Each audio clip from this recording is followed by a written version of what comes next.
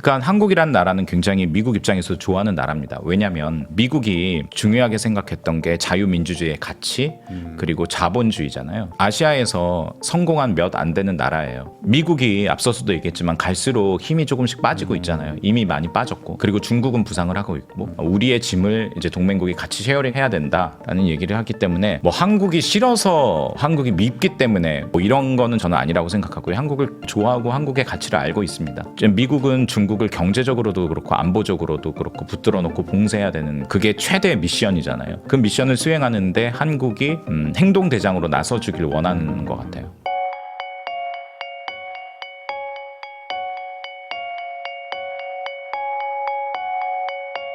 그러면 이제 이번에 요거 한번 좀 여쭤보겠습니다. 이 한국과 미국이 어쨌든 뭐 동맹 국가잖아요. 네. 그러다 보니까 이제 우리 입장에서는 미국은 항상 우리를 뭐 지켜줄 것 같은 그런 존재처럼 느껴지기도 합니다. 그러다 보니까 뭐 반대로 이제 되게 뭐 미국 친화적으로 말하시는 분들도 많고 뭐 워낙 뭐 관계도 많고 한데, 미국에서 생각하는 한국은 어떤 사이인가요? 이게 참 진짜 여러 층위가 있는 것 같습니다. 네. 한국을 많이들 좋아하세요, 솔직히.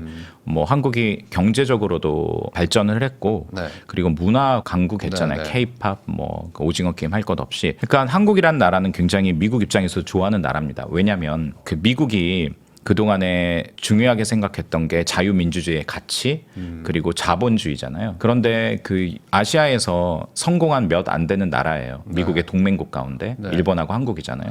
그러니까 자기들이 추구한 거를 성공시킨 사례. 성공적인 네, 사례. 네. 네. 그렇게 얘기하길 굉장히 좋아합니다. 특히 한국 전쟁에 참전했던 뭐 용사들도 그렇고, 네. 또 미국의 정치인들도 한미 동맹 얘기했나 동맹 얘기할 때 뭐 바이든도 그랬고, 그 빼놓지 않는 게 한국의 민주주의 그리고 경제 성장 얘기하거든요. 그 네. 얘기는 맞습니다. 그런데 다른 한편으로 생각해야 될 거는 뭐냐면, 미국이 앞서서도 얘기했지만 갈수록 힘이 조금씩 빠지고 있잖아요. 이미 많이 빠졌고, 여전히 세계 1등이긴 합니다만, 그리고 중국은 부상을 하고 있고, 그리고 미국 사람들이 생각하기에 한국이 자랑스럽기는 하지만 우리 덕분에 이렇게 잘 컸으니 이제는 청구서 내밀 테니까 이제 지불해라. 네. 그러니까 동맹이라고 해서 모든 걸 다 우리가 잘해줄 게가 아니라, 네, 그렇죠. 그래 너네들 잘했고 성장을 했어, 좋아, 그래서 한국이 좋아, 여기까지만 하면 좋을 텐데, 네, 네. 그랬으니 이제는 너희도 분담해야지, 역할 좀 분담. 효도를 해라 이제. 네, 다 그렇죠. 키웠으니까. 그러니까 이제 그 워싱턴의 그 전략가들의 얘기로는, 그들의 표현으로는 burden sharing이라고 하거든요. 우리의 짐을 이제 동맹국이 같이 쉐어링해야 된다. 네. 라는 얘기를 하기 때문에 뭐 한국이 싫어서 뭐 한국이 밉기 때문에 뭐 이런 거는 저는 아니라고 생각하고요. 한국을 뭐 좋아하고 한국의 가치를 알고 있습니다. 근데 그 동시에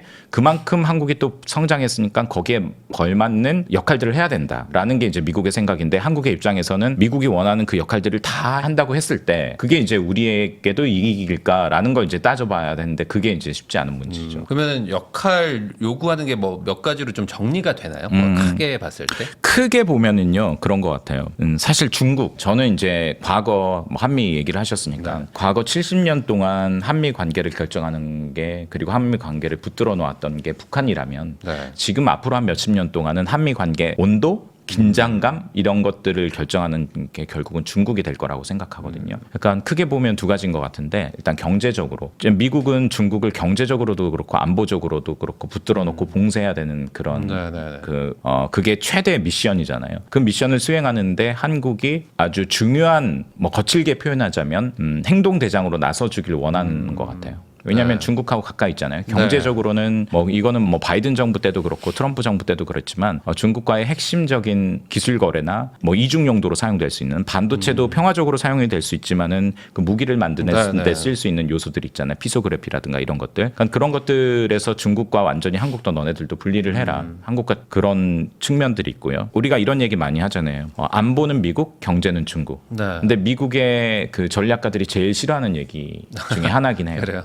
그러면서 예를 드는 게, 중국 봐라, 사드 배치 때 사드 배치한 건 한국 너네들의 안보를 위한 결정으로 배치를 했는데 중국이 경제 보복하지 않았느냐. 네. 그렇게 너네들의 안보 이익을 해치는 그 중국과 경제 의지할 수 있어? 점점 더 분리해야지, 이런 얘기하고 있거든요. 그런데 그 분리가 가능하고 분리하는 게 이익이라면 뭐 얼마나 편하겠습니까? 그런데 현실적으로 그게 쉽지 않잖아요. 우리나라 중국과의 어떤 그 교역량이라든가 인적 교류를 감안했을 때 경제 부분도 그렇고, 또 안보적인 부분도 사실 사실 앞서서 사드 얘기했습니다만 사드 때도 굉장히 논란이 컸잖아요. 근데 사드보다 더 큰 어떤 역할 분담을 원할 수 있어요. 그러니까 중국을 봉쇄하고 중국을 견제하는데 필요한 역할들을 주한미군은 물론이고 주한미군뿐만 아니라 한국군도 일정 부분 감당해야 된다라고는 그런 요구들도 뭐 과거에도 있었고 이제 트럼프 2기 때는 더욱더 본격적이게 나올 거라고 저는 생각합니다. 그래서 뭐 일각에서는 뭐 지금 육군이든 뭐 지금 해군이든 뭐 지금은 뭐 북한을 대비해서 하고 있지만 이제는 좀 더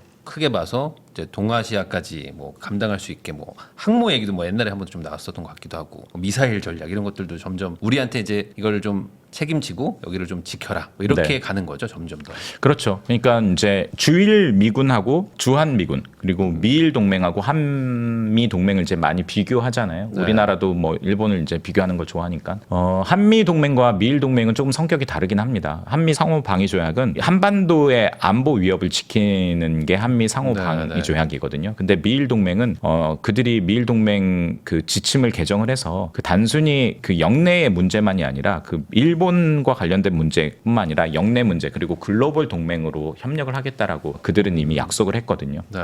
그리고 일본은 그게 일본의 앞으로의 전략에 안보 전략도 그렇고 대외 전략의 이익이다라고 판단을 해서 미국의 그런 그 초청에 적극적으로 이제 손을 잡은 상황인데 이제 한국은 조금 앞서서 얘기했던 것처럼 중국 때문에 중국 문제도 있고 북한 문제도 있어가지고 네. 그렇게 일본처럼 덥석 손을 잡기는 어려운 상황인데 이제 윤석열 정부 때는 그런 부분에 있어서 좀 많이 나가긴 했죠. 그 바이든 정부가 적극적으로 요구를 했고 한미일 삼각의 협력을 군사적인 협력에 있어서 푸시를 했고 그런 부분에 있어서 일정 부분 호응한 그런 게 있습니다. 근데 이제 앞으로는 트럼프 대통령도 바이든이 했던 것처럼 바이든 정부가 했던 것처럼 한미 협력, 군사 협력으로까지 밀고 나가려고 할지 그거는 사실 잘 모르겠거든요.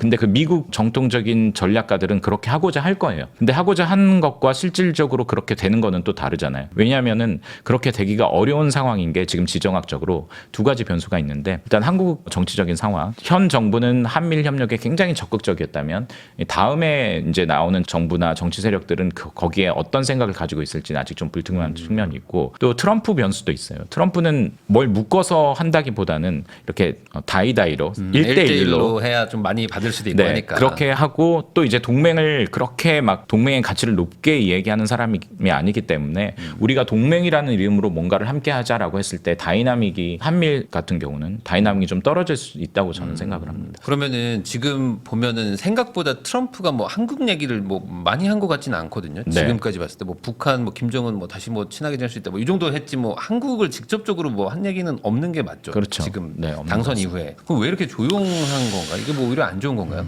그건 잘 모르겠는데 근데 이제 얼마 전에 그거 얘기했잖아요. 한국과 관세 한국에 네. 관세 부과할 것이다. 그 정도? 이제 시작된 것 같아요. 트럼프의 외교 스타일이 최고 지도자와 만나서 얘기를 하자는 거거든요. 네. 그래서 푸틴도 만나고 뭐 김정은도 만나겠다 그러고 그렇잖아요. 그러니까 정상 외교를 굉장히 트럼프는 중요하게 생각을 해요. 네. 근데 한국에서는 지금 현재 상황에 실질적인 정상 외교를 할 수 있는 할 그런 수 상황이 있지는 않죠. 아니잖아요. 그러니까 트럼프 입장에서 굳이 지금 막 말할 필요도 없을 것 같고요. 그리고 한국 입장에서도 이런 상황에서 결과론적으로 조급해하지는 않아야 된다라는 생각은 들어요. 왜냐하면 지금 캐나다, 멕시코 하는 상황도 보고 중국 하는 상황도 보면서 우리가 여러 가지 케이스들을 학습해가면서 우리의 정책들이나 우선순위들을 이제 조율해가는 그런 시간들을 어떻게 보면 결과론적으로 우리가 원한 건 아니지만 이런 하긴 정치적인 상황을 정상회담을 좀 늦춘 게 어찌 보면 네. 좀 준비 기간이 생기는 거니까. 네, 그렇죠. 다른 샘플들을 좀 볼 수 있는 거고, 그리고 트럼프도 뭐 그럴 가능성이 얼마나 있을지는 모르겠습니다만, 다른 국가에서 세게 던졌던 것들의 역작용이 온다면 그 다음에는 그런 것들을 좀 수렴해가는 과정이 있을 수 있잖아요. 네, 네. 그렇기 때문에 이제 뭐 결과론적인 얘기입니다만, 다 지금 뭐 트럼프 당선되자마자 만나지 않은 게 어떻게 차라리 보면 낫다. 글쎄요, 모르겠습니다. 여기까지 얘기해야겠네요. 그러면은 이런 건가요? 그러니까 지금 어떤 뭐 인터넷이나 이런 여론을 보면은 이 트럼프한테 좀 반감이 있는 분들은 아니 뭐 지금 뭐 동맹만 때리고 오히려 자기랑 친한 애들을 때리고 있지 뭐 오히려 자기가 적대시하는 애들하고는 뭐 특별히 뭐 이렇게 나쁘게 지내지 않는 것 같다. 뭐 하는 거냐 뭐 이런 얘기도 있거든요. 네. 근데 이거는 그러면은 틀린 해석이라고 봐야 되는 거죠. 우선은 어떤 무역 적자 이런 것들부터 해결을 하려고 하는 게 어쩔 수 없이 동맹이었던 그렇죠. 거죠. 사실 이제 무역 얘기를 하셨으니까 미국과 무역 경상수지에서 10대 뭐 적자국 그러니까 네. 나열을 해보면 한국이 그 10위권 안에 들어가고요. 사실 많은 동맹국이 거기에 들어가요. 뭐 그렇죠. 독일도 캐나다도 들어가고 다 캐나다도 그렇잖아요. 들어가고 어쩔 수 없이 뭐 동맹인데 안 봐줘가 아니라 어떻게 보면 이게 동맹이었기 때문에 더 많은 왕성한 교류, 무역 교류가 있었을 텐데 그게 미국 입장에서는 우리만 손해 보는 장사했잖아. 트럼프는 그렇게 보고 있고 그렇다면 당연히 손봐줘야 될 상대는 거기 톱 10일 테니까 그런 상황인 거죠. 그러면은 지금 이 상황에서 트럼프 입장에서는 우리나라는 그렇게 막 어떤 뭐 군사라든지 외교적으로는 뭐 최우선 과제는 아닌 거죠. 경제는 모르겠고. 무슨 뭐 첫 번째다 두 번째다라고 얘기하기는 사실 애매한 문제긴 한데 그러니까 후순위냐라고 얘기하기는 저는 애매하다고 생각하는데 첫 번째 어젠다는 아닌 것 같아요. 사실 첫 번째 어젠다는 지금 되게 분명한 게 러시아랑 우크라이나 전쟁 그쪽이죠. 중국과의 어떤 문제는 디폴트 값으로 상수로 하고 네. 예, 러시아와 우크라이나 문제를 먼저 해결해야 되는 그런 측면이 있고 또 중동 문제를 좀 해결해야 되는 측면이 있거든요. 왜냐하면 이게 처음부터 트럼프뿐만 아니라 아시아 회귀 정책을 폈던 그 오바마 정부 때도 그 구상이 뭐였냐면 다른 지역 아시아, 중국을 견제해야 되는 그 아시아를 제외한 다른 지역들을 좀 우리가 잘 정리해 놓고 거기에 재원들을 빼와서 여기에 집중하자라는 거였거든요. 네네네. 그런 방향은 변함이 없어요. 여전히 중국과 지금 싸워야 되니까 대결해야 되니까. 네. 근데 지금 전선들이 많이 분열되어 있잖아요. 러시아나 우크라이나도 가 있고 네. 지금 중동도 가 있고 그렇기 때문에 빨리 트럼프 입장에서는 이런 것들을 가능한 한 좀 정리를 하고 그리고 여기에 그 중국에 집중을 하고 그래서 본인은 중국을 무릎 꿇린 중국을 패배시킨 정말 레거시를 남긴 대통령이 되고 싶어 할 것 같습니다. 그러려면은 우선은 지금 급한 것부터 불을 꺼야 되는데 네. 그러기엔 아직 뭐 북한 문제라든지 이런 거는 약간은 좀 뭐 우선순위까지는 아니다. 네, 최우선 순위는 아닌데 근데 또 이런 부분을 생각을 해야 됩니다. 아까 이야기했던 러시아하고 우크라이나 그리고 네. 중국 문제, 중국하면 또 타이완이 대만이 그렇죠. 또 곁다리로 들어오잖아요. 네. 근데 이 문제를 이야기할 때 북한 그리고 이어서 한반도는 논의할 수밖에 없어요. 네. 뭐 잘 아시겠지만 러시아와 우크라이나 전쟁에 지금 북한의 용병이 굉장히 큰 변수가 되고 있잖아요. 중요한 네네네. 변수가 되고 있는데 이 러우 전쟁 해결하는데 북한 문제 당연히 들어올 거거든요. 네네. 그 주제로 푸틴이랑 트럼프랑 북한 얘기할 거고요. 그리고 또 중국과 이야기할 때도 대만 문제가 들어오잖아요. 그러면 대만 문제가 들어온다는 것은 다 자동적으로 한반도 문제가 들어와요. 왜냐하면은 대만의 유사 상황이 한반도에 영향을 줄 수밖에 없거든요. 그리고 북한의 셈법에도 영향을 줄 수 있기 때문에 그러니까 북한 자체만 놓고 보자면 그 미국 정부의 트럼프의 뭐 톱 어젠다는 아닐지는 몰라도 다른 문제를 해결하는데 이 다 끼어 있다라는 그 부분도 사실 염두를 해둬야 된다고 생각해 한국 정부가.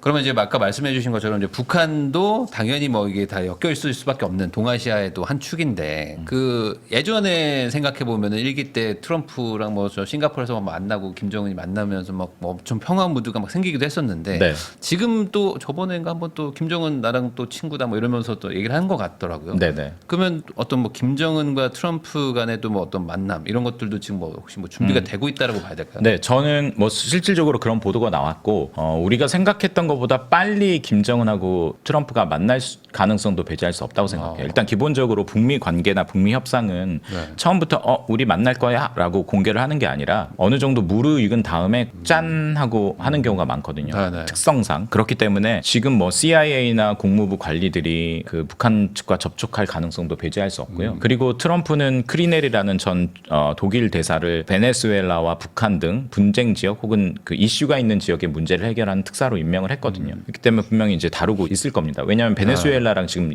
그 담당자가 그 특사가 이미 협상을 시작했거든요. 그런 맥락에서 본다면 북한 문제도 분명히 얘기를 할 수 있을 거라고 생각하고요. 근데 이제 다만 북한 문제는 사실 일기 때도 3번이나 만났지만 합의를 못 이뤘잖아요. 네네. 그런 것처럼 그때보다 지금 북한 문제는 더 복잡하려면 더 복잡할 수 있거든요. 그렇기 때문에 트럼프가 그래 우리 만날 거야. 라는 얘기는 군부는 계속 띄우고 있고 김정은과 좋은 관계를 맺고 있어라고 얘기를 하고 또 김정은에게 이 리치아웃 할 수 있지만 과연 김정은이 일기 때처럼 손을 잡고 협상장에 나타나서 합의를 이룰 것이냐라고 물었을 때는 현 정세는 그거보다 더 훨씬 더 복잡하다 쉽지 않다라는 그러면은 생각보다 그렇게 뭐 추진은 하되 예전만큼 뭐 어떤 뭐 다시 뭐 그런 분위기가 생기기는 어려울 수도 있는 지금 정세 때문에 네, 그렇죠. 이렇게 좀 정리해야 돼요. 두 가지를 봐야 될 것 같은데요. 첫 번째는 일단 미국과 북한이 만나면 핵심 네. 의제는 핵 협상이잖아요.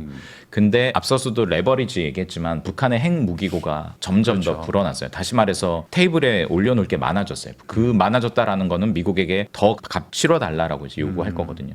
그리고 두 번째 측면은 뭐냐면 대외적인 측면인데 2018년 때는 북한이 사실 외톨이였어요. 근데 지금은 러시아랑 굉장히 친하고 네, 네. 또 미국하고 중국하고 사이가 안 좋기 때문에 중국은 굳이 미국이 저렇게 우리들한테 나오는데 이 북한 문제 우리가 미국이 원하는 대로 도와줄 필요 없어라는 생각을 오랫동안 갖고 있기 때문에 북한 입장에서는 러시아와 중국이라는 어떻게 보면 그 뒷배가 생긴 상황이에요. 그렇기 때문에 트럼프가 이거 줄 것 같네라는 확신이 들기 전까지는 잘 협상장에 나타나지 않을 수 있습니다. 근데 이제 또 다른 측면은 뭐냐면 트럼프 변수인데 트럼프는 전통적으로 사고 외교를 하는 인물이 아니라고 했잖아요. 거래주의적인. 그렇기 때문에 우리가 생각하는 미국과 북한과의 협상에서의 승리, 어떤 북한의 핵 위협을 제거할 수 있는 그리고 비핵화에 상당한 근접한 그런 합의가 아닌 미국의 대중들에게, 미국의 정치권에게, 미국의 언론에게 내가 북한 문제 해결했어 라고 할 만한 정도의 합의를 맺으려고도 할 수 있을 것 같아요. 그러니까 그게 어떤 거냐라고 한다면 사실 이제 미국 입장에서 북한이 문제인 건 핵무기는 이미 가졌어. 근데 네. 그것뿐만 아니라 미국까지 날아올 수 있는 ICBM도 어느 정도 가졌어. 이게 문제잖아요. 그렇기 때문에 그 북한의 ICBM 역량들을 좀 일부 제거하는 그러니까 트럼프가 정말 평양에 가서 그 ICBM 가지고 올 수도 있을 것 같고요. 그러니까 그런 식의 미국에 대한 위협은 우리가 제거했어. 그리고 이건 일기 때도 하려고 했는데 북한과 워싱턴에 각각 연락사무소를 네, 설치해야 되는 사실 핵 문제라는 아주 큰 어려운 문제는 건드리지 않고 그 주변의 어떤 문제 입장에서는 당장 해결해야 될 문제들 몇 가지를 좀 트럼프가 해결을 하고 그걸 가지고 이제 트럼프가 세일즈는 할 수 있다고 생각해요. 내가 북한 문제 해결했어. 사실 뭐 해결된 건 아니지만 그래도 어느 정도 뭐 성과는 이뤘다 정도까지는 가려고 할 것이다. 네. 일기 때는 그러면 왜 그때는 아예 진짜 비핵화를 목표로 했었던 건가요? 일단은 사실 일기의 공식적인 북한 협상은 비핵화 협상이기는 했어요. 그리고 또 싱가포르 공동 성명에도 사망에 네. 비핵화를 위해 한반도 비핵화를 위해서 협력한다라는 게 명시가 됐었기 때문에 그런데 지금은 이제 잘 지적해 주신 게 상황이 바뀐 게 북한은 이미 우리는 핵 문제는 더 이상 협상의 대상이 아니다라고 선언을 했거든요. 그러니까 비핵화 협상 안 하겠다. 네. 핵 협상이 아니다라고 이제 선언을 했기 때문에 미국 쪽에서도 그걸 이제 앞으로의 협상을 비핵화 협상으로 계속 가져갈 수 있을지 그건 잘 모르겠어요. 비핵화도 단계적인 그 단계를 밟아 나가야 되잖아요. 그래서 이제 그 바이든 정부 때도 그런 얘기가 나왔지만 중간 단계 합의, 그러니까 스몰 딜. 네. 그러니까 큰 딜은 빅 딜은 우리가 하기 어려우니까 스몰 딜이라도 한번 해보자. 라는 그런 이야기들은 예전에 많이 나왔고 실질적으로 스몰 딜은 많이 이루어졌거든요. 근데 서로 상호 신뢰가 없기 때문에 그게 다 깨졌죠. 그래서 이제 일기 때도 결국은 빅 딜은 어렵구나라고 양쪽이 계산을 했습니다. 그래서 우리가 그러면 빅 딜까지는 아니라 하더라도 중간 정도 아니면 뭐 한국 정부는 그때 good enough deal이라는 이름을 붙였는데 전 장명은 잘하네요. 스몰 딜이라고 하면 뭔가 공식해 보니까 뭐 작기는 하지만 이것도 괜찮은 딜이야라는 그런 이름을 붙였는데 결국은 그런 거예요. 그러니까 북한이 팔려고 하는 것과 미국이 그 값을 치러주려고 하는 것이 서로 값이 안 맞으니까 이제 깨지는 거죠. 그리고 또 테이블에 올라온 것도 그 딜도 당시 트럼프의 정치적인 상황으로 봤을 때는 이걸 내가 미국에 가지고 갔을 때는 잘했다라는 박수를 못 받을 만한 그런 정치적인 환경이 됐었던 거죠. 왜냐하면 그때 자기의 스캔들과 관련된 청문회가 열리고 있었고 정치적으로 굉장히 위기적인 상황이었기 때문에 안 그래도 사실 미국의 주류 사회에서는 북한, 뭐 이란 이런 나라랑 뭘 해보겠다라는 거 별로 안 좋아하거든요. 왜냐하면 불량 국가니까. 그렇기 때문에 트럼프 쪽에서는 고민하는 게 그런 걸 것 같아요. 빅딜은 안 돼. 완전한 비핵화는 안 되고 어느 정도 사이즈의 중간 딜이라든가 스몰 딜을 해야 되는데 어느 정도의 사이즈로 해야지 미국 내에서도 환영받고 그리고 또 본인이 이 문제 해결했다라고 얘기할 수도 있고 거기에 이제 중요한 건 이제 한국과 일본 이제 우리 입장에서는 그 트럼프가 생각하고 있는 그 사이즈의 그 합의에 과연 그 합의대로 이룬다고 했을 때 한국에 손해되는 건 없는지 한국의 이익은 반영되는지 이런 것들 굉장히 이제 사실 우리 입장에서는 중요한 거죠. 그러면은 북한 문제는 제가 들으면은 약간 조금 뭐 좀 조금 더 계산을 좀 해보고 해야 되겠다 정도로 좀 느껴지긴 하거든요. 아 트럼프가요? 네. 뭔가 막 여기서 엄청난 성과를 내지 못할 거라면 우선은 조금 다른 거 더 급한 게 많다 이런 느낌인데. 이렇게 얘기를 해야 될 것 같아요. 그러니까 트럼프는 북한 문제에 꽂혀 있기는 해요. 북한 문제를 해결하겠다는 의지도 있고 그런 얘기도 계속 하고 있죠. 근데 트럼프도 고민할 것 같아요. 언제 이걸 손대야 될지, 어떤 식으로 손대야 될지. 그러니까 뭔가 하고 싶은데 김정은 만나고 싶은데 만나서 합의 이룰 자신은 없고 왠지 김정은이 예전 같지 않은 것 같아. 네. 그래서 이제 고민을 할 텐데 그게 뭐 원하는 대로 좀 그림이 그려진다면은 사실 북한 문제 해결하면 좋죠. 근데 만약에 그러지 않았을 때 트럼프가 어떻게 행동할 것이냐가 굉장히 저는 또 중요하다고 그럼 생각해요. 결국에 러우 전쟁 우선 정리하고 그 다음에 되겠네요. 아무래도 러시아 또 이러고 있는데 여기서 북한 얘기를 꺼낸다는 게 쉽진 않을 수 있으니까.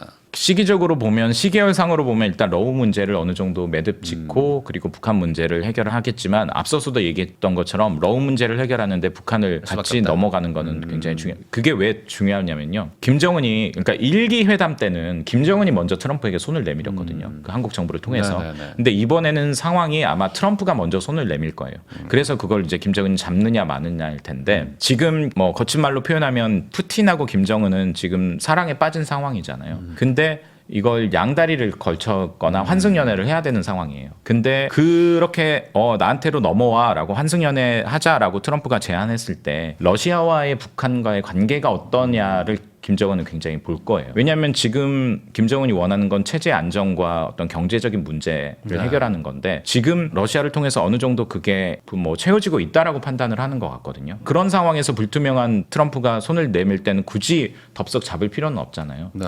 그런데 이제 러우 전쟁도 끝나고 러시아 입장에서 북한이 예전만큼 필요하지도 않고 좀 뜨뜻미그진하다면 김정은 입장에서도 푸틴이 줄이 아닌가 보네, 동아줄이 아닌가 보네. 그러면서 예전에 잡았던 그 동아줄 다시 한번 좀 봐볼 수도 있잖아요. 이번에는 튼튼할까? 네. 그러니까 그런 상황들이 잘 이제 지내? 이렇게 한번 예. 보낼 수 있는 거죠. 그렇죠. 그런 상황들이 막 이거 끝나고 이거가라기보다는 네. 이렇게 굉장히 어느 정도. 잘 엮여 있는 그런 그림으로 보셔야 될 것 같습니다.